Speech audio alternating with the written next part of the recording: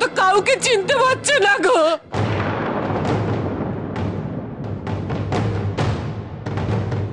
চিনতে পারছে না? তুমি আর আমার মা মিলে ওর বিয়ে বিয়ে করে ওর মাথাটাই খারাপ করে দিয়েছো। কি বলছিস নাকি তুই? তোমরা দুজন অন্ধের মতো কাজ করছো, এবার অন্তত চোখটা খোলো। আমি ওর মা, তোদের মাথা না ঘামালেও চলবে, ঠিক আছে?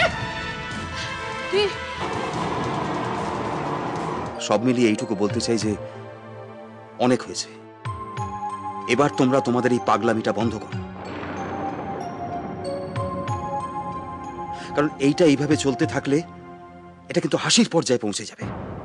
আপনার উপদেশের জন্য অশেষ ধন্যবাদ, তবে আমার একটা কথা বলার আছে। হ্যাঁ বলো।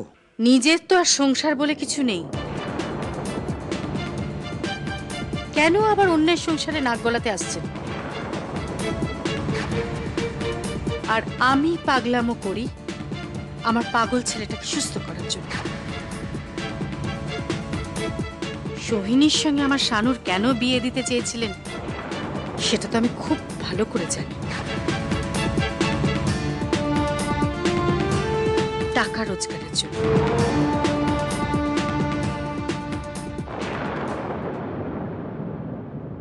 সেটা যখন সম্ভব হলো না, তখন আমার ছেলে সুস্থ সুন্দর জীবন যাতে হয় সেটা আপনি সহ্য করতে পারছেন না, তাই তো? গৌরী,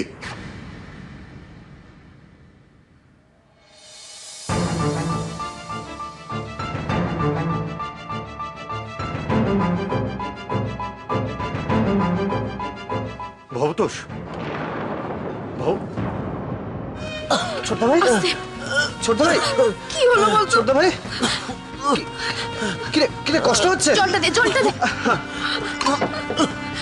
ছোট ভাই, একটু আকার জলটা খা, জলটা খা।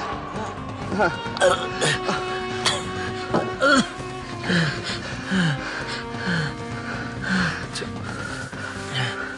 এই রুমন, ডক্টর রায়চৌধুরীকে একটা খবর দিলে হয় না?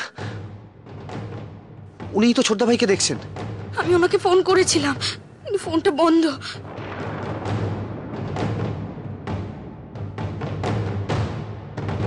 আর শোয়া, দুশ্চিন্তায় ঘুম আসবে না।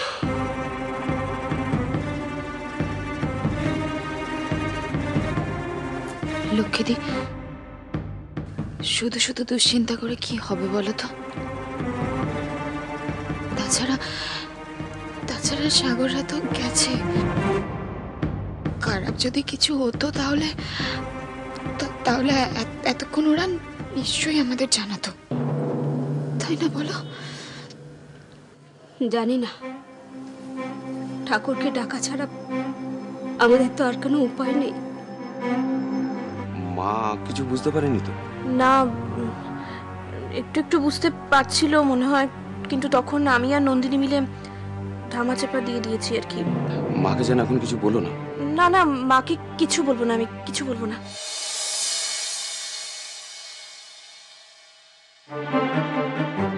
হ্যাঁ রে, ওরা পৌঁছেছে কিনা খবর নিয়েছিস? হ্যাঁ মা, এক্ষুনি ফোন করলাম, এই মাত্র জাস্ট পৌঁছেছে। তোর বাবার সঙ্গে দেখা হয়েছে? না না মা, বাবার সঙ্গে ওদের কারোর কথা হয়নি। আসলে বাবা মনে হয় রুগী দেখতে ব্যস্ত ছিল, তাই কথা হয়নি। তুমি শুয়ে পড়ো, অনেক রাত হলো তো, শুয়ে পড়ো।